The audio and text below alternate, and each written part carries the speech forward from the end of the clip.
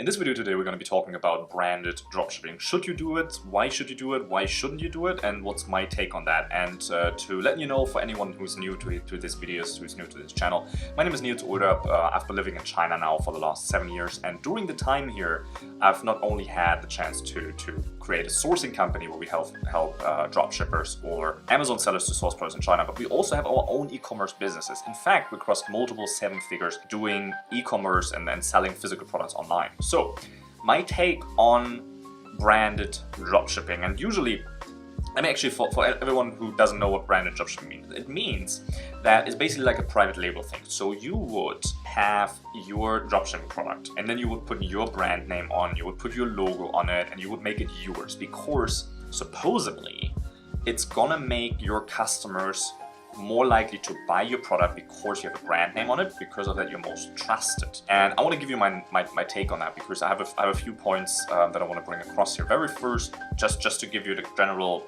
impression where this video is going, I think it's bullshit. The whole brand dropshipping thing is something that for a few reasons that doesn't make sense. First of all, it takes a tremendous amount of effort to do that. It takes a lot of time to get this done. It takes a lot of communication with suppliers for a product that you don't even know if it's working or not. If you have a product that is not working without a brand on it, then you cannot save it by putting a brand on it. So I know you want to increase your odds, you want to make sure the product is working, but you have to find the balance between making sure your product is working and overdoing it. Because if you overdo it, if you spend 6 months creating your product, creating your shop, getting the best pictures, getting the best shop possible up there, then you've just spent 6 months on it. What if it doesn't work? You know what I mean? But what if it works, if it's just a simple setup, if it's a basic setup, if you don't go and create logos, if you don't go and mess around with suppliers and get samples and all that stuff, and then you put it up and then it doesn't work after 2 weeks. You have a 2-week process, you put it up there, it doesn't work, it doesn't matter, you move on to the next thing. Why would you spend 6 months or 3 months even? Because it's going to take much longer than you think. Just saying, okay? Why would you spend 3 months or 6 months or even 2 months on the whole process of setting this all up if it's not necessary, if it's not needed you just want to see the point? And if you say, well, Niels, what if no one buys it?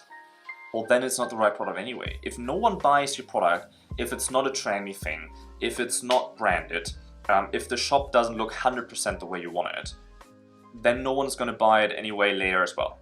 Or not enough people are going to buy it later when it's optimized. So I'll have the philosophy of failing fast, which means you just put out an offer there, you put it out, you see what happens, and then you decide if you can make sales with just the basic setups.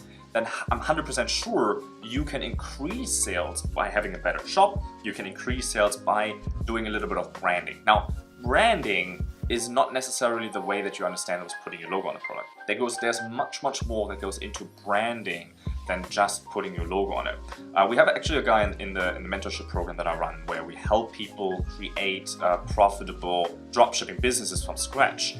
We have one guy in there and he created this super cool branded one product funnel, really, or one product store, which is not a brand in sense of like he put his logos all over the place. But it's a brand, it has character, so he jokes in his copy, he has some things, he really knows who he's selling it to, so he brings out points that are especially for his customers, that make them chuckle, that make them smile, that are very relatable. That is branding. Branding here just means you don't want to be some cold brand out there that has no character to it. This is all it needs to bring across, and if it does that by making a nicer copy, then that's fine. People might not even really want your product to have a logo. If I buy products online, I do not buy the products that have a logo on it because I don't care about it. If it's not like some brand I want to be affiliated to, if it's not like a Mercedes or whatever, that's a different story. But if it's not a brand that I want myself to be associated with, I don't care about any of the other brands. I don't care about your little brand name on it. It's for your ego. It's for you to be like, well, look at me, it's my brand, right? And also, I know a lot of you are looking into this and into the brand adoption because you just want to increase your odds. You're afraid that you say, hey, what if my product doesn't work? What if it doesn't work? It doesn't matter. You just move on to the next thing. Just because your one product didn't work doesn't mean you're not going to be successful. It doesn't mean you failed as a person. It doesn't mean your wife will divorce you. It's not going to happen, right? It's just It doesn't work, move on to the next thing. It doesn't work, move on to the next thing. And you know what? Everything you try again is going to work better. And every time you do the next thing, you're going to be like, oh, good that I started the next thing because the first thing was crap, right? Just detach yourself from that belief that you're going to be a failure if it doesn't work. It doesn't matter if it doesn't work, okay? Because you just want to test it out real quick, put an offer out there, and if it does work, great, then now you can scale. Now you can put your logo on it if you wanted to. Now you can have an email follow-up sequence. Now you can do any sort of kind of ad things. You can do influencer marketing. You can always bring that to the next level and bring that to the next step and increase what's already there. You can always improve it.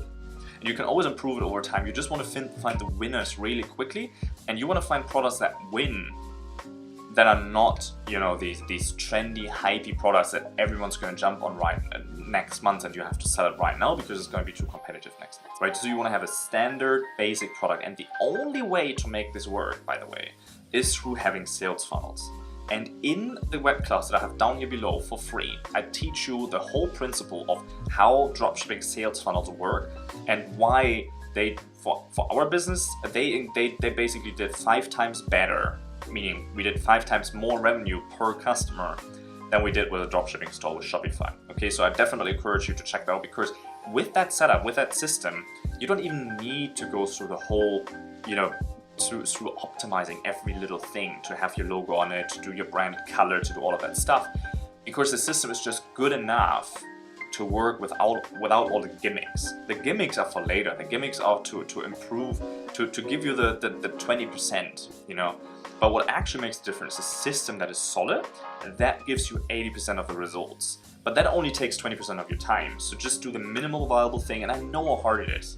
I know it's really hard to do simple stuff. I catch myself all the time, like trying to do something simple and then just messing it up and making it complicated. And I understand that it's not easy. It's really, really hard to do things simple, but this is really the key to succeed, because the more simple it is, the easier it is to optimize, the easier it is to find your weak spots, the easier it is to go from there and take what it is and make it better. If you put up your whole complicated thing, first of all, you might not even put it up because you work on it for 6 months, and then because you invested so much energy and time into that, you're even more afraid to launch it, and then you're never going to launch it anyway. Or you put it up in the marketplace and it works okay, and you have no more room for big improvements, and you don't know what to do next to move the needle, right? So that's my take here for you today. Let me know in the comments what you think about that strategy. Do you think that you should have a branded store, or do you think that you shouldn't have? Maybe I'm just wrong. Maybe you really need to have a branded store, because after all the big gurus out here on the platform say that you need that. Okay, so maybe I just don't know what I'm doing. Let me know in the comments what you think, and I'd love to talk to you there. I'll catch you tomorrow, because on this channel we do daily videos. We speak a lot about sourcing, profiting, and selling your products online. So if you have a question, just let me know in the comments, and don't forget to join that web class, because it may change your life, and that's not just some cheesy thing, because what I teach actually genuinely changed mine. So I want to share that with you. Make sure to head over there, and I'll see you in the class.